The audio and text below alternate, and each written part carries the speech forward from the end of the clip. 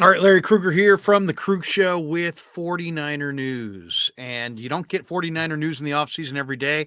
Today, we have some Niner news. Tom Pelissero of the NFL Network reporting that the 49ers have hired Klint Kubiak to a top role on their offensive coaching staff. Now, who's Klint Kubiak? He's a former Minnesota offensive coordinator who was most recently in Denver as a passing game coordinator and then as the quarterback coach.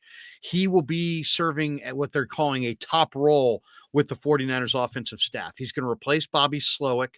Of course, as you guys all know, Bobby Slowik jumped from the Niners to the Houston Texans. He joins DeMeco Ryans and he will become the Texans' new offensive coordinator. So in steps Klint Kubiak, who's the oldest of Gary Kubiak's four sons. Gary Kubiak and the Shanahans have ties together for nearly 30 years. In fact, the last time the 49ers actually won the Super Bowl, which was January of 95, the 1994 season when Steve Young was the quarterback, and they had Ricky Waters and William Floyd, John Taylor, Jerry Rice, Brent Jones. That was their offensive playmakers back then. Well, Gary Kubiak was the Niners quarterback coach that year in the 1994 season. And now this is his oldest son, Klint Kubiak. Now, Klint Kubiak was Denver's OC from Gary Kubiak was Denver's offensive coordinator from 1995 through 2005 under Mike Shanahan. So obviously the Shanahans and the Kubiaks go back a long ways. Gary Kubiak played his college ball at Texas A&M and then came in and really was never a starting quarterback in the NFL, but was a good backup and a good backup for John Elway, and has become an incredible coach. And now his sons have carried on the family business. But he was Denver's offensive coordinator and left with Mike Shanahan after the 49ers won the Super Bowl. And Denver obviously reached great heights under Mike Shanahan with Gary Kubiak as the offensive coordinator. Now, Klint Kubiak, his son, who's now being hired by the 49ers, began his coaching career in 2013 with the Minnesota Vikings and was in a number of different roles with the Vikings. Kirk Cousins became a Pro Bowler in the 2019 season. That was the year that Klint was the quarterback coach there in Minnesota. So as far as play calling, who's going to call the plays? At this point, we don't know.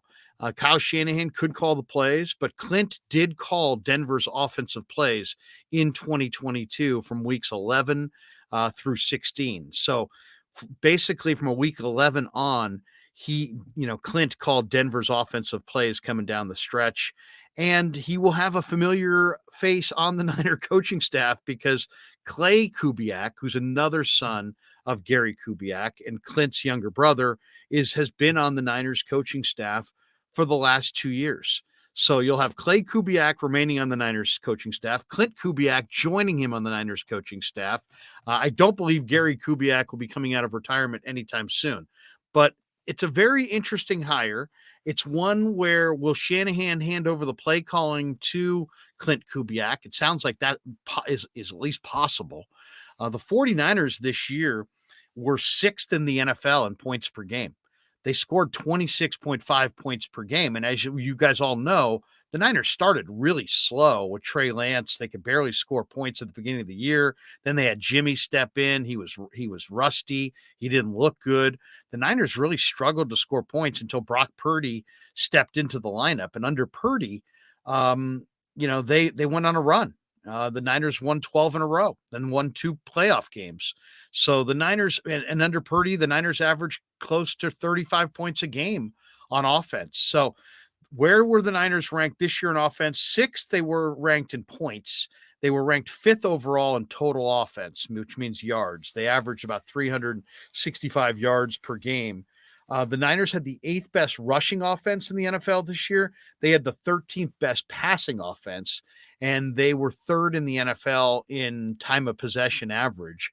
So the 49ers are, it's not like Klint Kubiak walks into a situation where the cupboard's bare.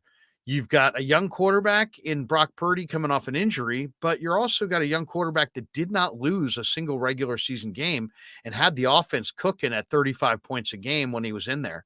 You got Trey Lance there as the backup or maybe as the number one if he develops. So you got two young quarterbacks to work with.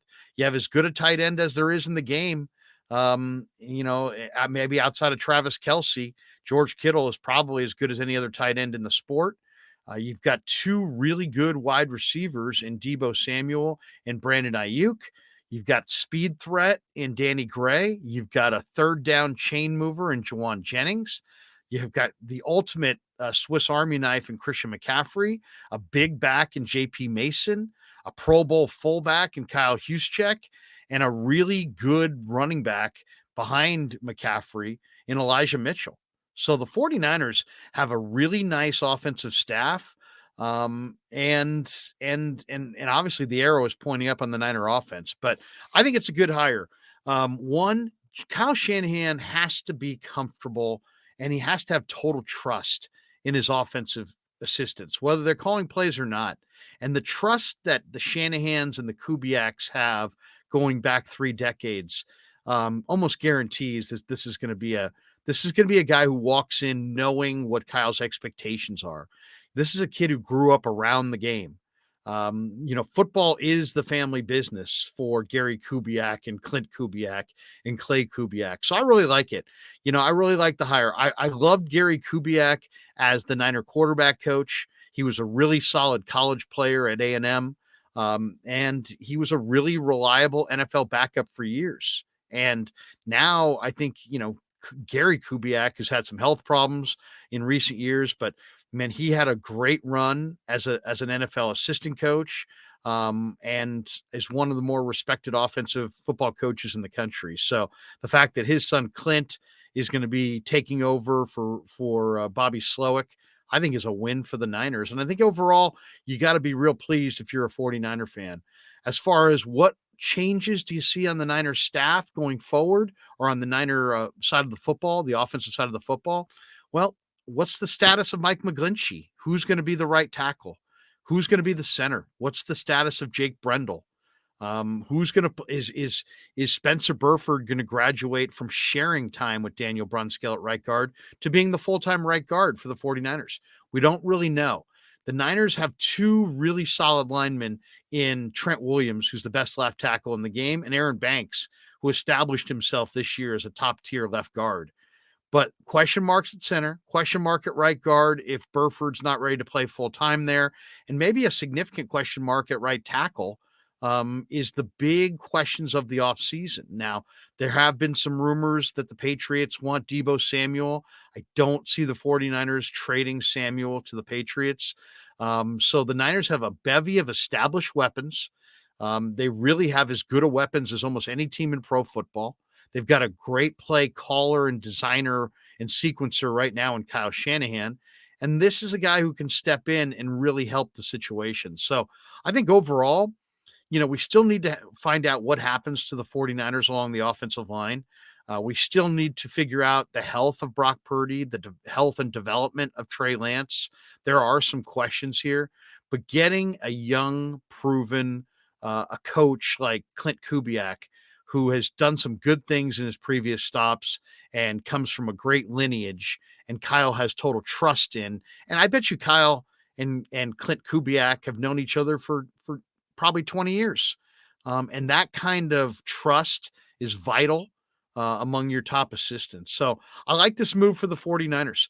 I think this is a move that is going to enable them to keep the continuity that they do have on that side of the football, while at the same time introducing a new look. And I'm not saying that they're upgrading going from Bobby Slowik to Klint Kubiak, but I'm pretty confident in saying it's not a downgrade. They're not losing anything going from Bobby Slowik to Klint Kubiak. So I'm excited about it. I think 49er fans will be excited about it. And this is just one move of many that are coming up for the 49ers. But when you look at the offensive side of the ball, we're going to find out in free agency. Are they going to bring back McGlinchey? Is he going to price himself out of San Francisco? If he does price himself out, do they sign another player like a Caleb McGarry, who's also a really talented offensive tackle? Or do they lean into the draft and try to find somebody in the draft, which I can't imagine they would do because they don't have a first or a second round draft choice. But the big question is who's at right tackle. The second biggest question is who's at center. The third biggest question is who's your healthy quarterback? And that probably is your primary, to be honest. And then what do you do with your quarterbacks? If Brock beats out Trey, do they keep Trey? Do they trade Trey? Do they bring in a veteran quarterback? Do they bring in another rookie quarterback? Um, they may feel good enough about their offensive coaching staff's ability to teach their system that they may feel like they can go do it in the draft. And if they did, and they went for a Tanner McKee or a Jake Hayner, Clayton Tune, um, the kid from Louisville's really exciting.